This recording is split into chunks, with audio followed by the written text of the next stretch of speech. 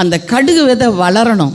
ஆனால் கடுகு வளர்கிறதுக்கு ஒரு செடி வளரும் போது நம்ம வளர்ச்சியை பார்க்குறோம். ஆனால் ஆண்டவர் சொல்கிறார், அது வளர்ச்சி எந்த அளவுக்குன்னா அது வேரில் நீ முக்கியத்துவம் செலுத்து. ஆமென். அந்த பூமியில் அது வேர் எந்த அளவு பற்றுது, அது வளருதா நீ பார்த்தா பத்தாது. அதுக்கு தண்ணி ஊற்றணும், அதுக்கு என்ன செய்யணும், உரம் போடணும், பக்கத்தில் தேவையில்லாத சின்ன சின்ன எல்லாத்தையும் என்ன செய்யணும், பிடுங்கி போடணும். இது எல்லாத்தையும் நீ என்ன செய்யணும், செஞ்சுக்கிட்டே இருக்கணும்.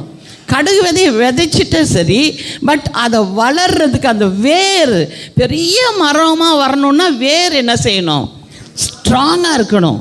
அவர் சொல்கிறார், உனக்கு பெரிய ஆசீர்வாதம் வேணும், பெரிய பம்பர் ப்ரைஸ் வேணும் தான், ரைட். பட் பேசிக் என்ன, ரூட் ஸ்ட்ராங்காக இருக்கா?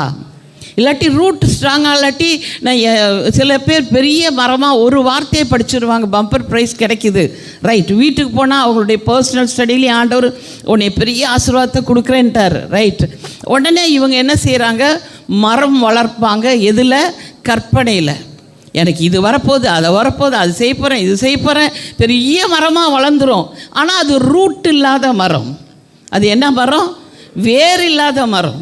அதில் என்ன செய்யும், எந்த ஒரு சின்ன குருவி உக்காந்தா கூட என்ன செஞ்சிடும், அது படால்னு விழுந்துடும். அப்போ அவங்களுக்கு என்ன சொல்லுவாங்க, என்ன நானும் தான் ஆண்டவர் வார்த்தையை விதைச்சேன், ஆண்டவர் வார்த்தையை தான் நான் நம்பி இருந்தேன், ஆனால் என்ன செய்யலை, எனக்கு ஆசீர்வாதம் வரலையே. ரூட் எங்கே?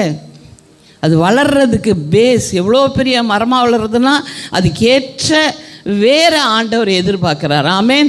ஏன்னா யோவான் 14:6 சொல்கிறார், வேறு யாரும் இல்லை, நான் தான் வழி, நான் தான் வழி. நான்னா யார்? இயேசுன்னா யார்? இயேசுன்னா யார்?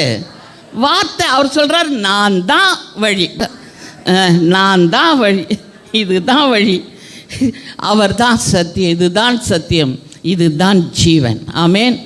உயிரோடு நம்மளை வளர வைக்கக்கூடிய ஜீவன் இதுக்கு மட்டும்தான் இருக்குது.